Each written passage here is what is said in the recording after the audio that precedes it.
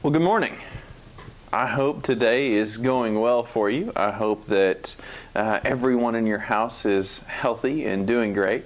If they're not, I'm sorry. I hope things get better. Let us know so that we can be praying for you. We're going to jump in and continue our study. We've been doing a New Testament overview, just kind of a brief flyby of the New Testament, so that we can get an idea of the overall theme, get the big picture view. And in order to do that, we're just taking a few minutes to look at each book, trying to get an idea of the structure, some of the key points, who wrote it, who it was written to, just so that we can really better understand the big picture of the New Testament. And we're going to continue our study specifically today looking at the book of Acts. Acts has traditionally been called the Acts of the Apostles. And the Apostles do play a heavy role in the book of Acts. But they're not, I would argue, they're not the key character. As you study through the Gospels, you'll see that Jesus was the center. He was the theme of all of those books. They were kind of a narrative biography of Jesus' life. The second part of Luke's work, the Gospel or the book of Acts, is really kind of a book that focuses on specifically the Holy Spirit, how God's Spirit, who Jesus told He was going to send after He was gone, how the Spirit comes and begins to truly work with the people of God. And there's some really neat things that we see recorded in the book of Acts. We see Jesus' ascension into heaven. We see the transformation of the apostles.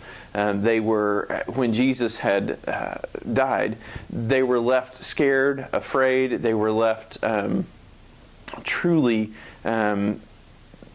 quiet, in a sense, about what they had been taught by Jesus. And as Jesus returns, and we see this in the Gospels as well, everything changes for them. They see Jesus and they see Him doing exactly what He told them He would do. But when they see that fulfilled, that starts a change in them. In Acts chapter 2, as the Holy Spirit arrives, we see another powerful change. They get bolder. And as Peter begins the first gospel sermon there in Acts chapter 2, we see truly a dramatic transformation that's taken place in these apostles, these inner circle of Jesus. And studying through Acts, we see not just the workings of the Spirit, not just how He came and strengthened those apostles, but we see the effects of that. We see the church. We see it born there in Acts chapter 2, but we see it continue to grow and to spread. And as time goes on, as we continue this historical account, we see the church grow not just in terms of the Jewish people, but it grows so far beyond that. Peter reaches out to the Gentiles, and outside of that circle of faith, this was a huge turning point. And in fact, it's the turning point that brought most of us, you and I as Gentiles, were brought into the church in Acts chapter 2. So we see the church grow, we see the kingdom multiply, and we see, as time goes, we see the church being planted throughout the world. We see it just growing and blossoming and truly becoming what God meant for it to be. But if you'll notice, as Paul goes from place to place, planning the church, teaching about God, there's a lot of times he faces conflict. He sees a lot of really difficult times. But despite that conflict, he continues to maintain this positive attitude. He continues to grow the church all around the world because he doesn't give up. He sees those hard times as merely trials. They're things that are putting his faith to the test. And he's not going to let those trials, those tests, get the better of it. And I think that's something that we can really easily apply to our lives today. Those difficult times that we face, kind of like what's going on in our world now, can truly be a test of our faith They can test our trust and reliance on God. Lots of things that you can take out of the book of Acts. But again, it's a historical book. It was written by Luke the physician to tell the story of not just the beginnings of the church, but how the church grew and spread to become what we see it as today. So I hope that you can take that to heart. I hope that you can gain this understanding of Acts. I want to begin to wrap up by looking at a text in Acts chapter 2. And I've referenced that a lot. Acts chapter 2 is one of the key chapters. It's a key turning point in the story of the church. But in Acts chapter 2, in verse 42, we see kind of a characteristic of the church that's meant to be a defining characteristic, something that's going to help us as church members, it's going to help us as individual Christians continue to be what we were meant to be as a church body. So Acts chapter 2 verse 42 says, "And they devoted themselves to the apostles' teaching and the fellowship, to the breaking of bread and the prayers. And awe came upon every soul, and many wonders and signs were being done through the apostles. And all who believed were together and had all things in common. And they were selling their possessions and belongings and distributing the proceeds to all as any had need. And day by day, attending the temple together and breaking bread in their homes, they received their food with glad and generous hearts, praising God and having favor with all the people. And the Lord added to their number day by day those who were being saved." You see, in this text, this short paragraph, we see something that's meant to be a defining characteristic. It's easy to focus, especially with what's going on in our society today. It's easy to focus on how they spent this time together. They were constantly together, whether that be in their homes enjoying meals, whether that be in the synagogues or in their churches, gathering together. They spent time praying together, and that's something that's certainly a defining characteristic of the church. We spend time together. Now we can't spend time together physically. This is a short time. It will pass. And we can get back to that. But if you read between the lines, there was something much bigger than just spending that time together. As you read through this, you see that they cared about one another. One of the key things, as we're looking at the overarching picture of the New Testament, one of the key things that you're going to see is that this defining characteristic of Christians is to be love. We're to have love for one another, love within the church, but also love outside of that church. It's something that's going to be visible if we're truly being the church of the New Testament. If we're being the church that we read about here, then people are going to see that.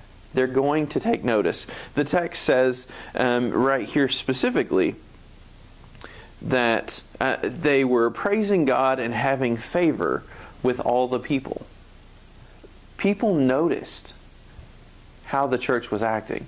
People noticed the way they were taking care of one another. Well, of course they liked that outside the church. Of course that gave them a desire to see the church grow, to become a part of it. In fact, it says that the Lord added to their number daily those that were being saved. So if we're going to be the church of the New Testament, if we're going to be truly going to be Christians, then we're going to have to love one another. We're going to have to learn to get along because people are watching. They're going to notice. If you get along well with others,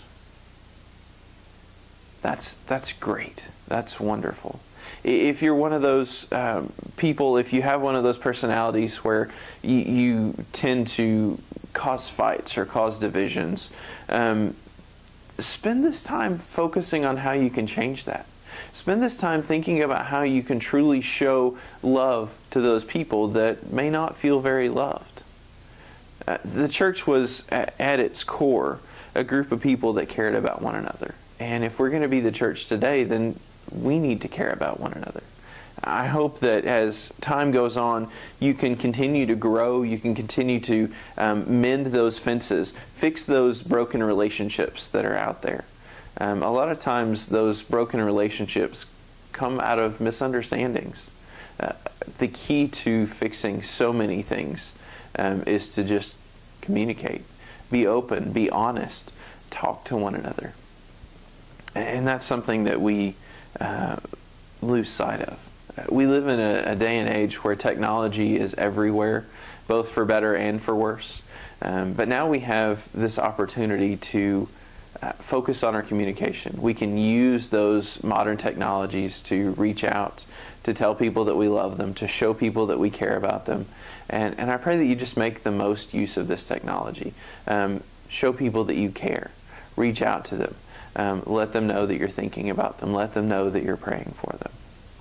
But again, I get distracted.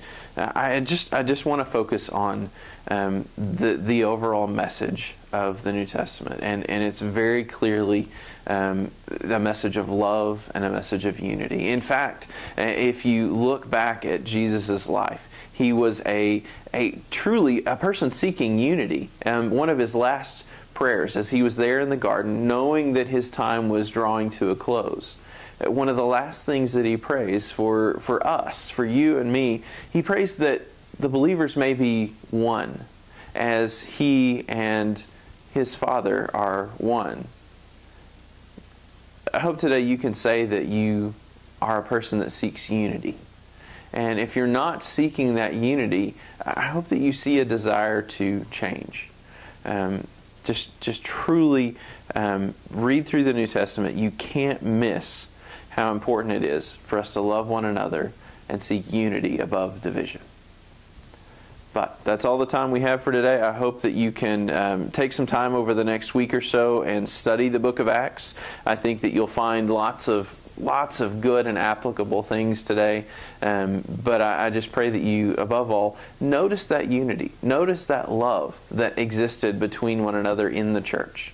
Again, thank you very much for your time, and I hope you have a great rest of your day.